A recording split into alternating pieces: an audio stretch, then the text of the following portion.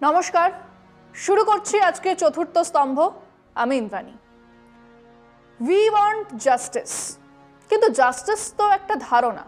আসলে মানুষ চাইছেনটা কি? কেউ চাইছেন মুখ্যমন্ত্রী পদত্যাগ।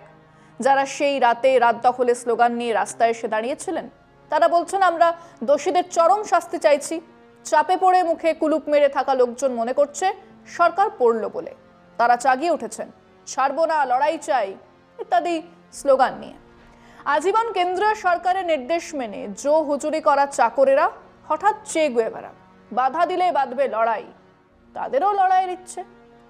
বিজেপি কিন্তু পরিচয় দিতে লজ্জা পান, কারণ বন্ধুরা প্রগতিশীল কবি লেখক, কিন্তু এই সুযোগে তিনি দাবি এক দফা এক পদত্যাগ ঝুলিয়ে দিয়েছেন তার ফেসবুকে।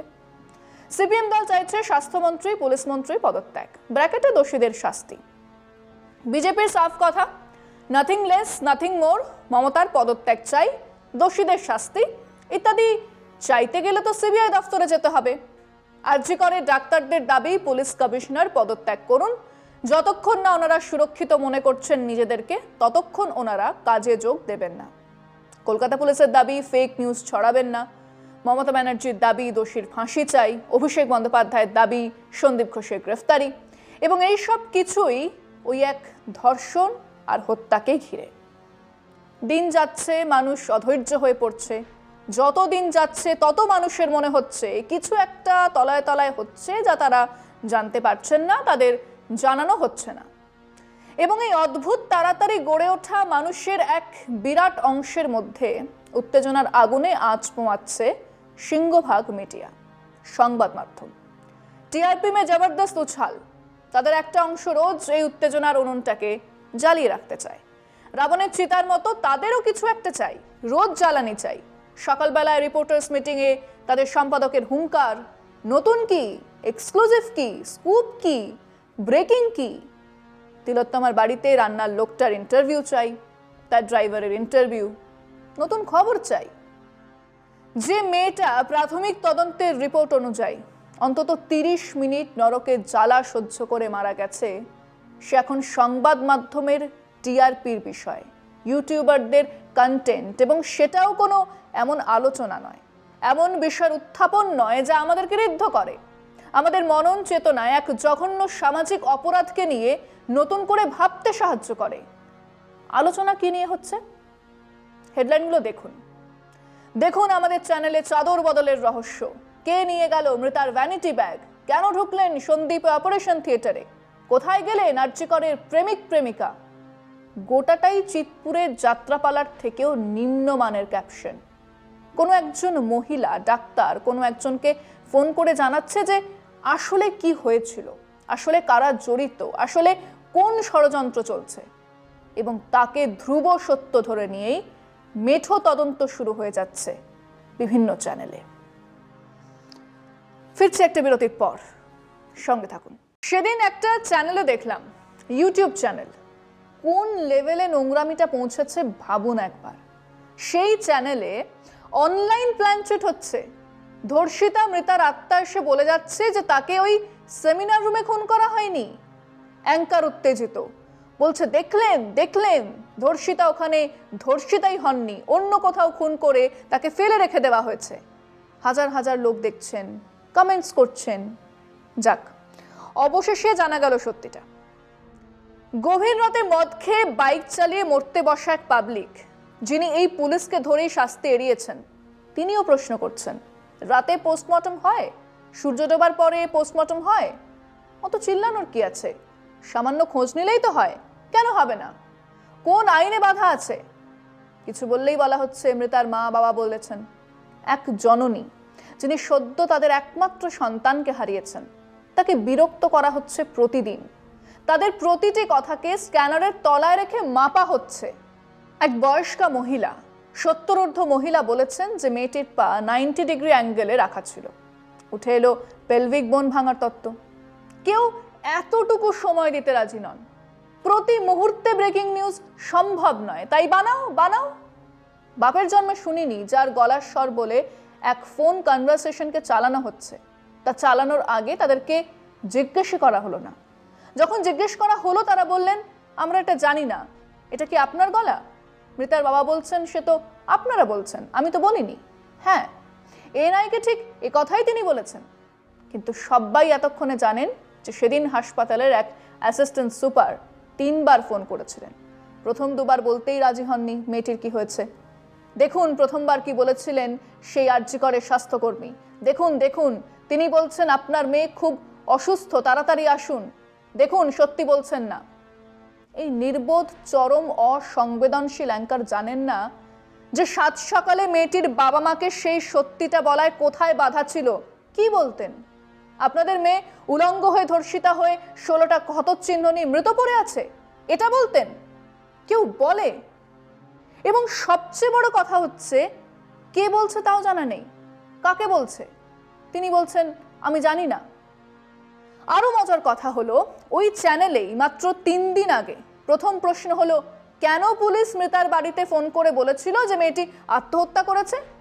আজ তারাই বলছে একজন স্বাস্থ্যকর্মী বলেছে। একবারও আগেরটার জন্য ক্ষমা চেয়েছেন? ক্ষমা, ভুল স্বীকার, ও কোন চিড়িয়া কা নাম হ্যায়? এটা সাংবাদিকতা? আপনি জানেন পুলিশ সমস্ত তথ্য আড়াল করছে, সাক্ষ্য প্রমাণ সব লোপাট করছে। আরে ভাই, এটা ধর্ষণ, হত্যা, পেন্সিল চুরি নয়। আপনার জানা আছে? তাহলে সিবিআইয়ের কাছে যান, বলুন, নিদেন পক্ষে প্রমাণ দিয়ে সেগুলো লিখুন। আপনি জানেন মেয়েটির দেহ তাড়াহুড়ো করে পুড়িয়ে দেওয়া হয়েছে। কেউ গেছেন ওই শ্মশানে? যিনি ইনচার্জ আছে তার কাছে পুলিশ নাকি দেহ পুড়িয়েছে। অবশ্যই পুলিশ ছিল, অবশ্যই পুলিশ শ্মশানে জানিয়েছে যে এরকম একজনের দেহ আসছে, দেরি করিও না। শ্মশানে উপচে পড়ছিল লোক এমন নয়, কিন্তু প্রচুর লোক ছিল। গোটা 5-7 পুলিশও ছিল। মৃতার বাবা মা ছিলেন, তার বন্ধুরা ছিলেন, পাড়া প্রতিবেশীরা ছিলেন।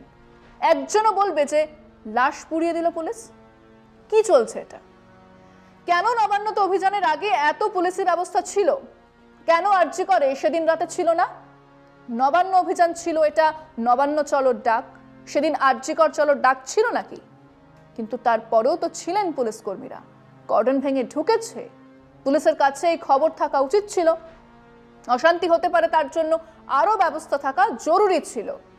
কিন্তু হাতে যারা ঝান্ডা নিয়ে হানো আঘাত বলে ভাঙলেন কর্ডন, তারাই বলছেন কেন অশান্তি হলো। তারাই চ্যানেলে চ্যানেলে মুখ আলো করে বসে আছেন, ঘাড়ে পাউডার। ফিরছি আলোচনা একটা বিরতির পর, সঙ্গে থাকুন। নারী নির্যাতনের দায়ে হাজতে থাকা কেউ কেউ এ পক্ষে, কেউ কেউ অন্য পক্ষে, যে সাংস্কৃতিক বটবৃক্ষ নারীর সম্পর্কে কুৎসিত শব্দবাক্য প্রয়োগ ছাড়া কথা শুরুই করতে পারেন না, তিনি এখন রাত দখল করার জন্য রাস্তায়। মাথার পেছনে নারী নির্যাতনের বিরুদ্ধে পোস্টার সেঁটে যিনি জ্ঞান দিচ্ছেন, তিনি এই নারী নির্যাতনের এক হুলো বেড়াল ছিলেন, সবাই জানে। প্রত্যেকে নিজের নিজের মতো করে রাস্তায়। কবিরা কবিতা পড়ছেন, গায়কেরা গান গাইছেন, সেলফি উঠছে, ভিডিও ক্লিপ উঠছে। আমিও আছি প্রতিবাদে, আমি যে গান গেয়েছিলাম। বেশ তো, প্রতিবাদ করুন, বিচার চান, স্বাভাবিক। কিন্তু তার সঙ্গে এগুলো কি? কেন নীল রঙের চাদরকে সবুজ বলা হচ্ছে? একজন লিখলেন 1000 মানুষ শেয়ার করছেন, সন্দেহ জন্ম নিচ্ছে। কোথা থেকে পেলেন এই তত্ত্ব? কে দিল? কোনো বিশ্বাসযোগ্যতা আছে? কিন্তু দিলেন। একটা তথ্য শেয়ার করছে, জানবেন না সেটা সত্যি কিনা মিথ্যে। মেয়েটির সঙ্গে একজনের সম্পর্ক ছিল। কতটা অসংবেদনশীল হলে লেখা যায়? সে কই? সে কেন সামনে আসছে না? সে নিশ্চয়ই সব জানে। তাকে কেন জেরা করা হলো না? কি করে জানলেন যে তিনি কথা বলেননি? কি করে জানলেন যে তাকে জেরা করা হয়নি? একটা পোস্টার ভাইরাল, যেখানে 5 জন ডাক্তারবাবুর নাম আছে আরও 3 জনের। এরা নাকি ওই সেমিনার রুমে সকালে হাজির হয়েছিলেন সমস্ত তথ্য প্রমাণ লোপাটের জন্য। পোস্টারের ওপরেই লেখা আছে ওয়ান্টেড, তলায় লেখা আছে এদের বাড়ির ঠিকানা জানান, বাকিটা জনগণ বুঝে নেবেন। মানে কারা ঠিক করছে এসব? তাদেরকে পিটিয়ে মারা হবে? কি বুঝে নেবেন? এই পোস্টার ভাইরাল, শেয়ার করছেন হাজার হাজার মানুষ। এটা কি একটা সভ্য সমাজ? ঘটনার পরে 23টা দিন কাটতে চলেছে। ঘটনা এখনো 4 দিনের মাথায় দাঁড়িয়ে রয়েছে।